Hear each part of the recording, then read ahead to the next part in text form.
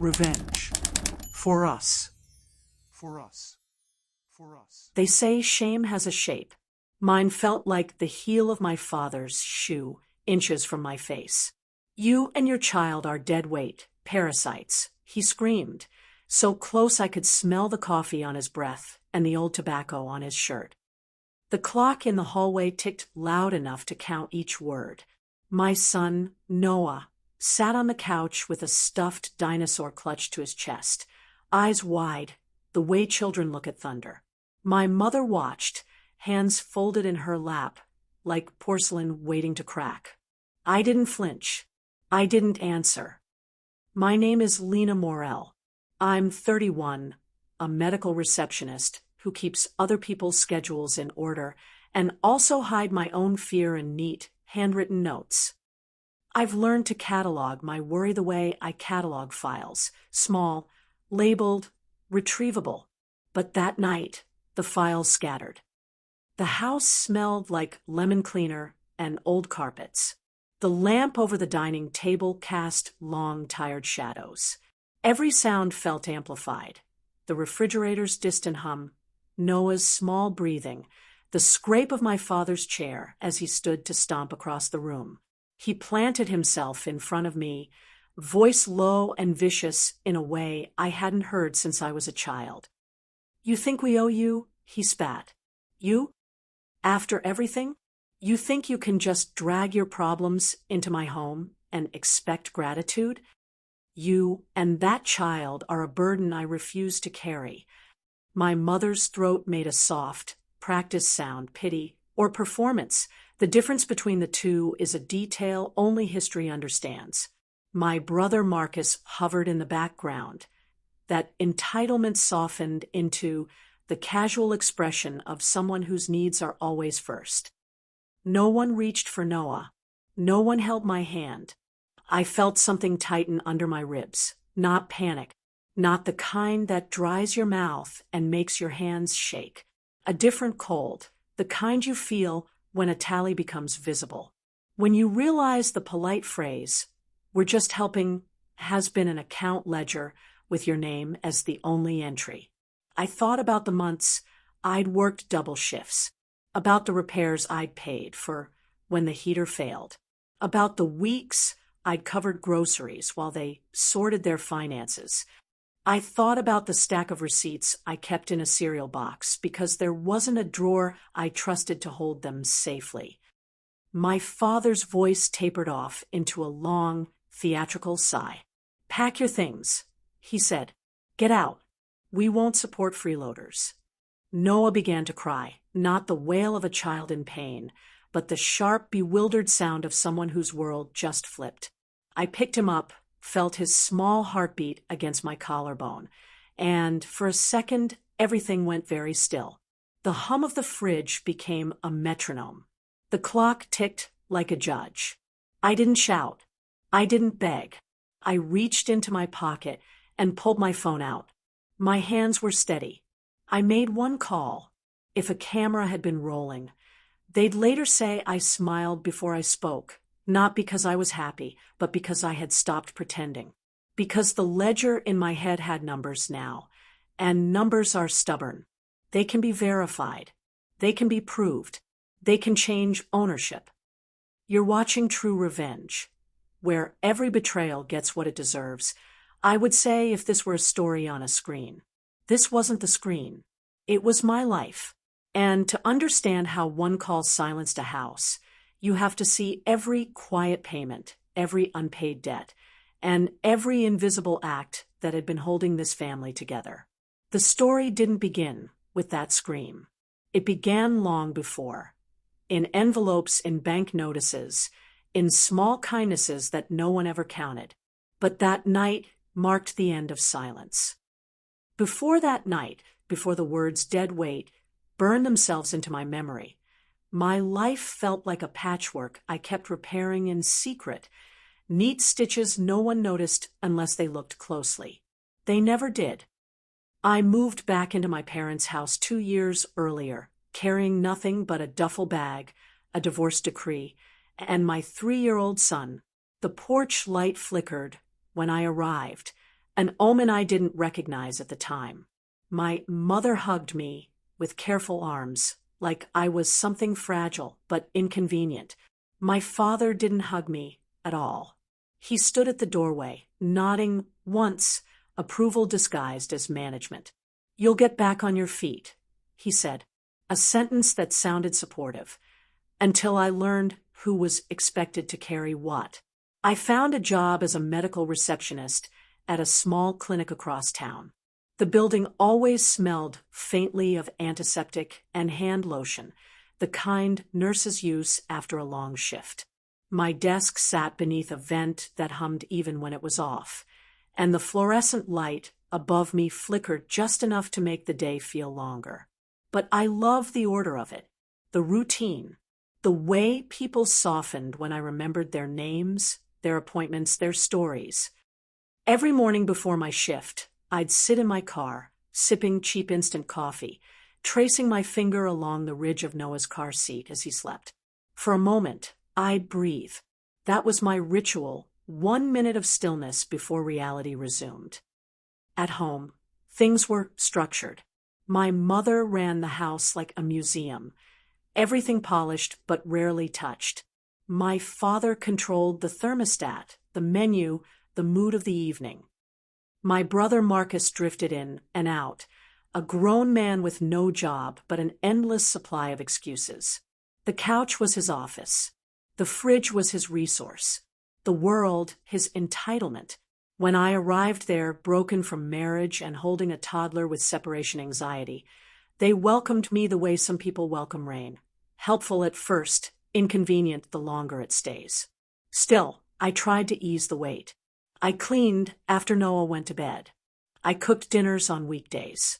I paid my share, which slowly became everyone's share. Groceries, internet, utilities, repairs, random fees that appeared near the end of the month, like ghosts looking for hosts. My father always said, "You don't have to contribute, but it helps." Translation: it helps more than he admitted. My mother would hum, with that tight smile of hers, the one that looked polite but meant obligation. She'd leave the bills on the counter, half folded, like a silent invitation, or a silent demand. Hard to tell the difference. I paid them anyway, because gratitude had a currency, and I was overpaying. There were moments of softness, too. That's the part people forget when they think about betrayal. It's rarely pure cruelty. It's cruelty hiding in comfort. Saturday mornings, my mother would make pancakes shaped like animals for Noah while pretending it was her own idea. My father would tell him stories about when your mom was little. Marcus would play video games and occasionally hand Noah the controller, pretending to let him win.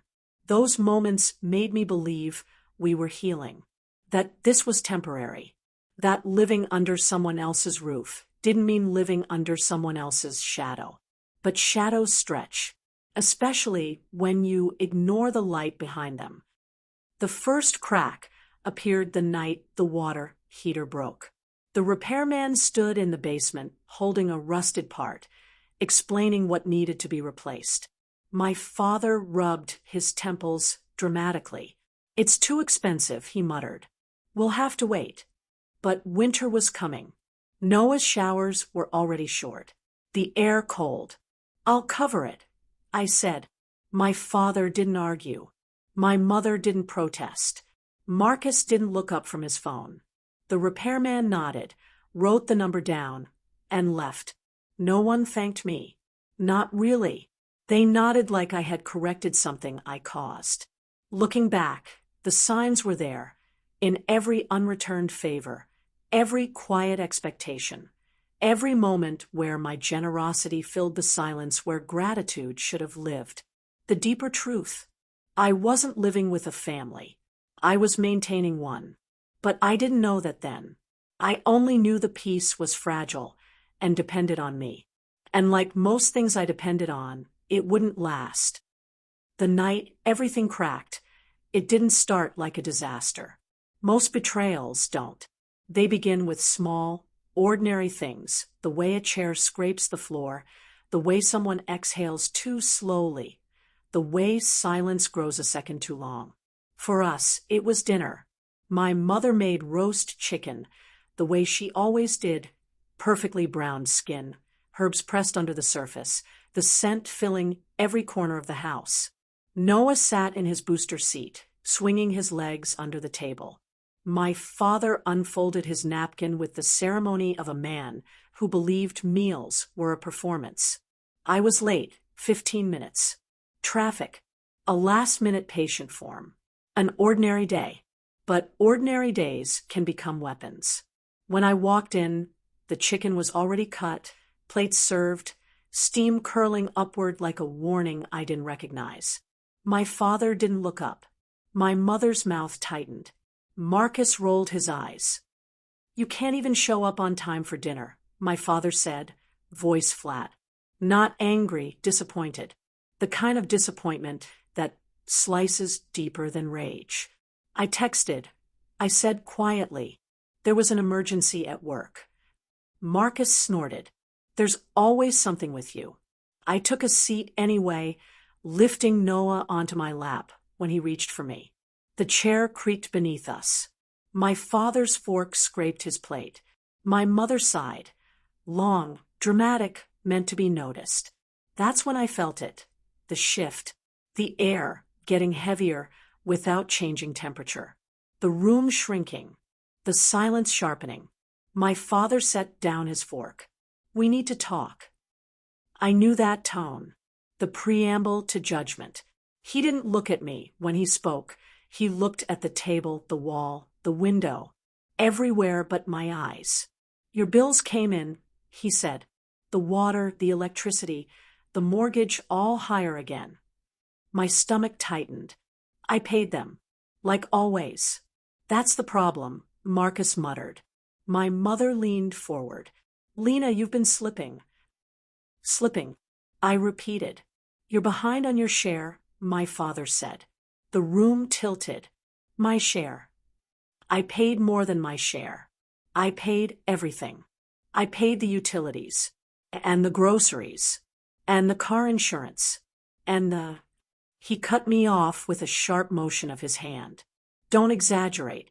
We know exactly what you contribute." Noah stirred on my lap. His small fingers traced the stitching on my sleeve, grounding me.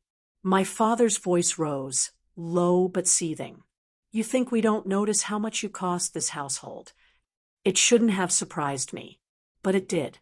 Not because of the words, because of the ease with which he said them. He stood slowly, palms pressed on the table, leaning toward me like he wanted the weight of his body to become the weight of his accusation. "You, a single mother with nothing to your name, draining us dry.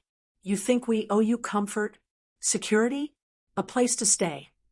My mother inhaled sharply, but she didn't stop him. She never stopped him. "Dad, I tried, but he wasn't listening.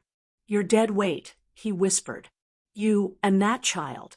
The words didn't hit like a slap. They hit like something colder. A verdict.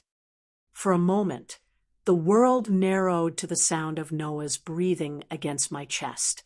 His soft inhale, the faint whistle in his exhale, the rise and fall of his small body, unaware of the storm breaking around him. I felt myself slipping into stillness. A quiet shift. Not shock, clarity. My mind replayed everything I had done the past 2 years. The water heater repair. The new tires for my father's truck. The loan Marcus begged for and never returned. The mortgage payments I made just to help. The groceries that filled shelves no one thanked me for. Every dollar, every receipt, every quiet sacrifice. And the truth crystallized, sharp and steady. They weren't helping me survive. I was helping them. My father kept going. Complaints turned to accusations. Accusations turned to insults. Insults turned to something uglier. No one defended me. Not the mother who raised me. Not the brother whose debts I paid. I sat perfectly still, holding my son, breathing. I didn't cry. I didn't plead. I didn't even look away. Because in the space between his words, something clicked into place inside me, like a lock turning. Not anger, not fear, just accuracy. The realization that I had been carrying this entire household while they convinced themselves they were carrying me. The betrayal wasn't just the scream that night. It was the years leading to it. When my father finally stopped, he pointed to the stairs. If you want to stay under this roof, you'll start paying us back. Immediately, my mother folded her hands. It's only fair, Lena. Marcus smirked, and I felt myself detach, silently, cleanly, the way someone steps out of a burning building without looking back. That was the moment. I would later tell myself that I stopped begging and started taking notes. The morning after the blow-up dinner, the house was too quiet. Not peaceful, performative. The kind of silence people create when they're proud of the damage they caused. Noah was still asleep in his small bed. I stood in the doorway watching him breathe, his curls pressed against the pillow, his small hand tucked under his cheek. The innocence in his face felt like a rebuke, a reminder of why I couldn't afford to break, even when the people who raised me were trying to snap me in half. I moved through the hallway slowly, intentionally. Every floorboard creaked, like an echo of last night's words. Dead weight, parasites, draining us dry. I didn't feel broken. I didn't feel angry. I felt awake. That was the quiet shift. Downstairs, the kitchen smelled like stale coffee and denial. My father's truck keys were gone from the hook. He'd already left. My mother sat at the table scrolling through her phone, pretending she didn't hear me enter. "Breakfast is on the stove," she said without looking up. Not an apology. A chore. I didn't respond. I walked past her, my footsteps soft against the tile. She didn't ask how I was. She didn't mention the shouting. She didn't acknowledge the way her husband had stood over my child and called him a burden. And that told me everything I needed to know. I left the house with Noah still asleep and drove to the only place where clarity had ever found me, the clinic break room. It smelled of antiseptic and overbrewed coffee, but at least it was mine. I opened my backpack and took out the spiral notebook I used to track Noah's therapy appointments. I stared at the blank page for a long moment, then wrote a single line at the top. What do they think I owe? The list came quickly after that, almost too easily. Mortgage payments, $4,200 this year. Marcus's emergency loan, $1,800. Dad's truck tires, $620. Mom's dental copay, $340. Groceries, weekly. Utilities, monthly. House repairs. Gas. Childcare. Everything. Every receipt. Every transfer. Every quiet sacrifice. Line after line. Number after number. A financial autopsy of the last 2 years. By the time I finished, the page looked like a confession. Not mine, theirs. I wasn't slipping, I whispered. I was supporting 5 people. I didn't cry. I didn't shake. I didn't even feel surprised. Just accurate. Then my phone buzzed. A notification from the bank. Account overdrawn, $27.14. My breath stilled. I opened the app. Another transaction. ACH withdrawal, $400. H. Morel Utilities.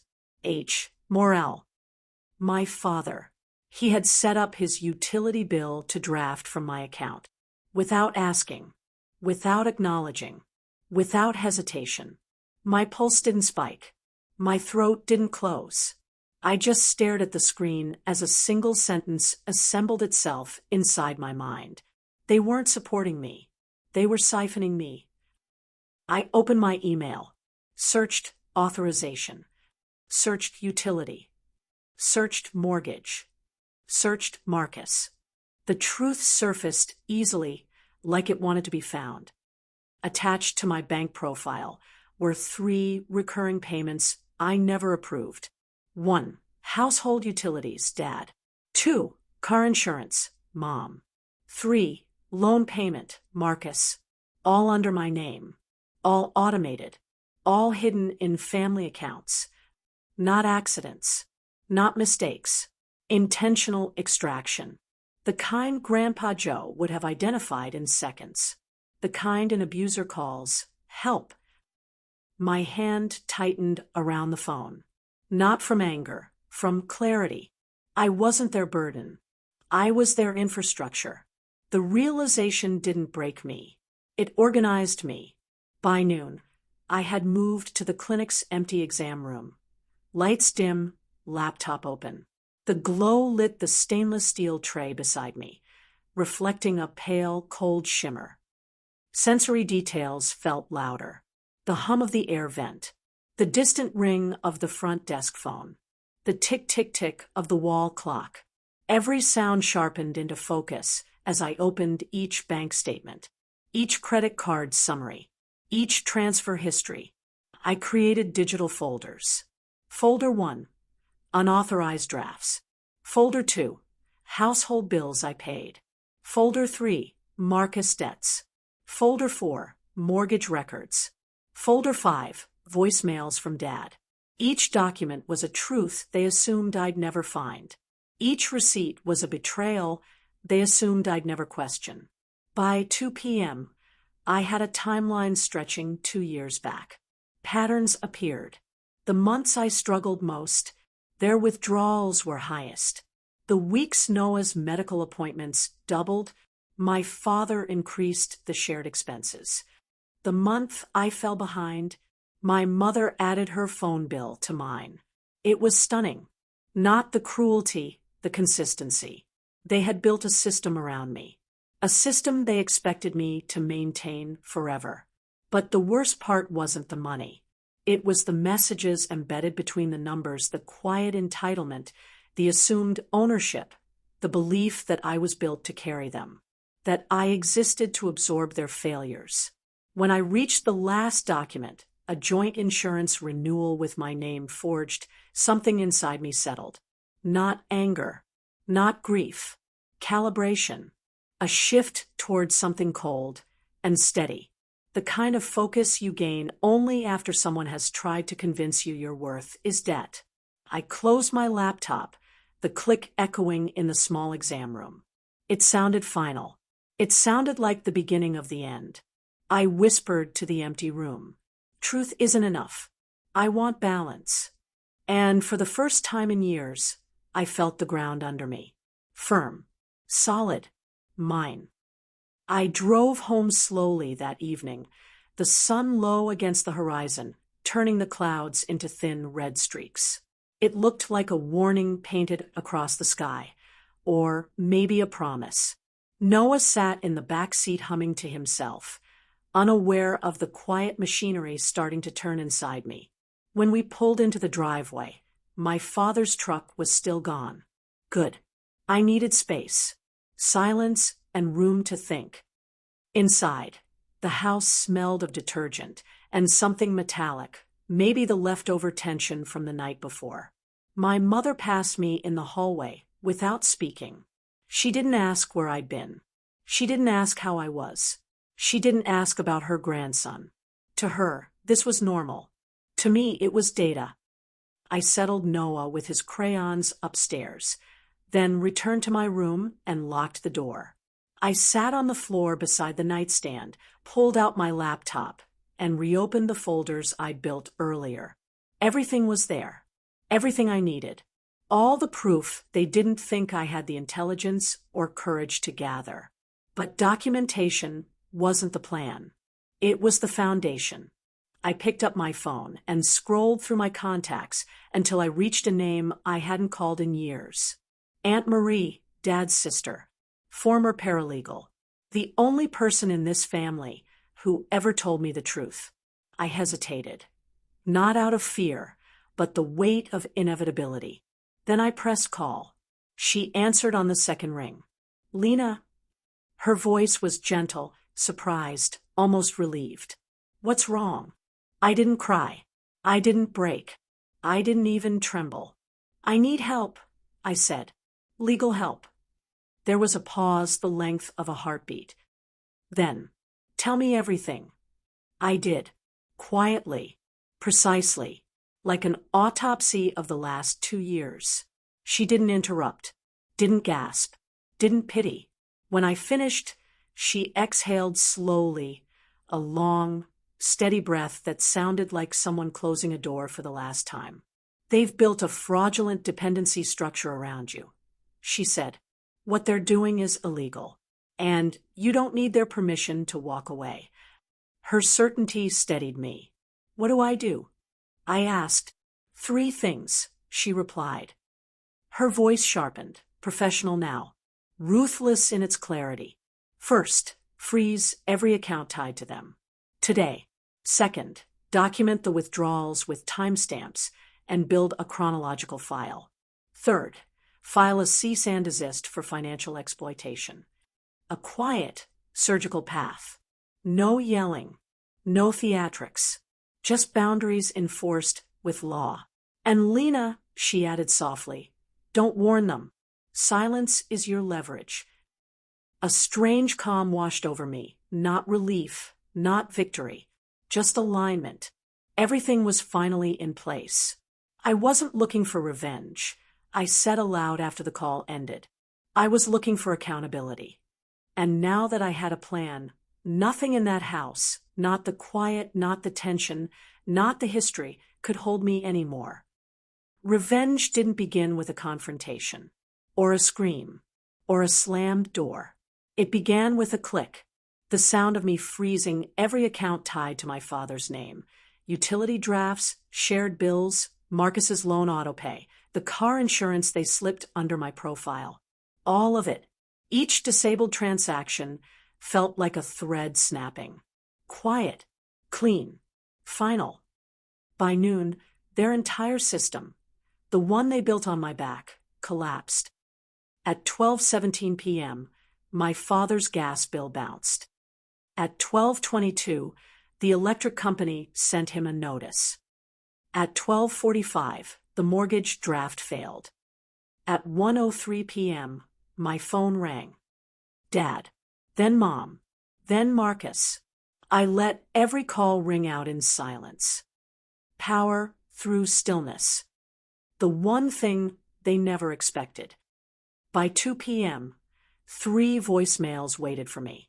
My father's voice came first, controlled, irritated, the tone he used when the world dared to inconvenience him. Lena, call me back. Something's wrong with the accounts.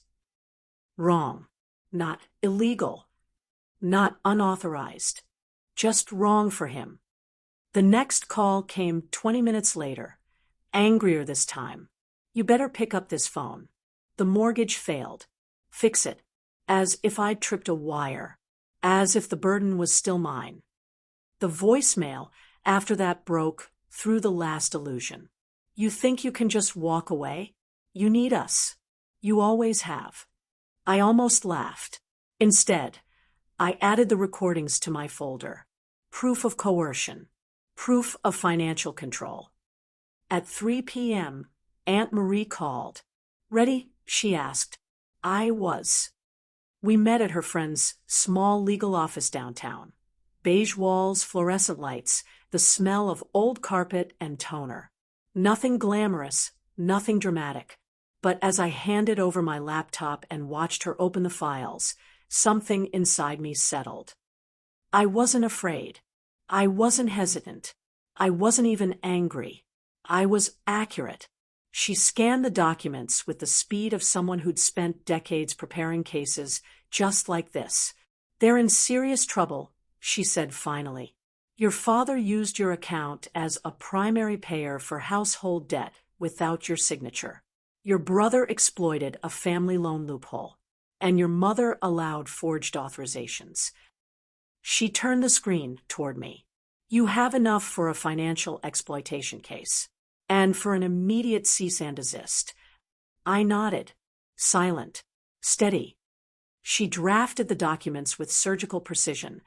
Each line a boundary I should have set years ago. Each sentence a mirror held up to their entitlement. When she printed the cease and desist, the paper slid out warm, like breath. "Deliver it," she asked. "No," I said quietly. "They'll receive it the same way they used me. Digitally, coldly, without warning." At 4:26 p.m., I emailed the packet to all three of them. Subject line: financial exploitation, immediate legal notice. Then I drove home. The house came into view, and for a moment I felt like I was watching a life I didn't belong to anymore. A life I had outgrown without realizing it. My father stood on the porch, phone in hand, face red with fury. I parked, stepped out, and closed the car door gently. He stormed toward me. "What did you do?" His voice shook the air, but not me. I met his eyes, calm, composed, the kind of quiet that unnerves people who rely on dominance. "You stole from me," I said softly, "and it ends today." He sputtered, searching for anger big enough to swallow the truth. But truth sat between us, immovable. Mom appeared behind him. Marcus hovered near the doorway. "You can't do this," she whispered. "We're family." "Family doesn't siphon," I said. "Family doesn't forge signatures. Family doesn't call their daughter and grandson dead weight." Silence, heavy and exposing. My father pointed at me, finger trembling. "You need us." "No," I said. The simplest sentence I had ever spoken. "I never did." Then I turned away. No theatrics. No shouting. Just a woman stepping out of a house that no longer had the power to define her. Behind me, I heard Marcus say, "What are we supposed to do now?" My father's reply was small, defeated.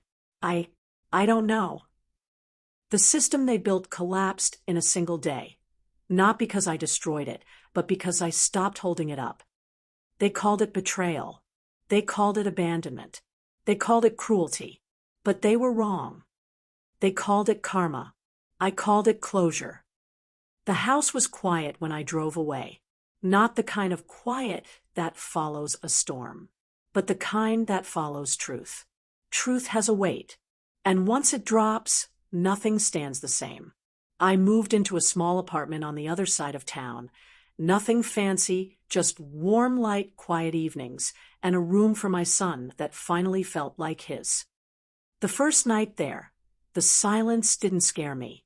It didn't accuse me. It didn't demand anything. It simply existed.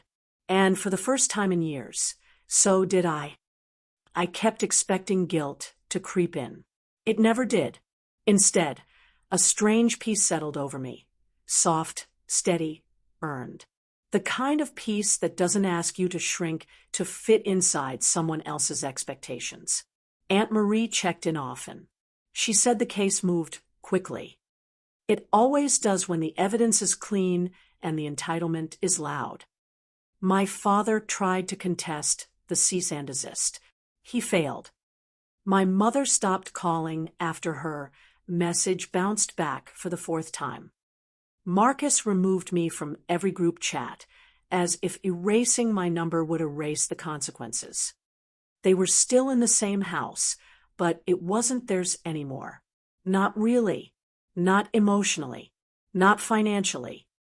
Without my income propping up their lives, reality hit faster than any revenge ever could. By the end of the month, they were selling furniture on Facebook Marketplace. By the third month, they'd put the house on the market. By the fourth, they weren't speaking to each other. They blamed me, I'm sure. People like them always do. But I didn't feel victorious. I didn't feel vindicated. I didn't feel triumphant. I felt free.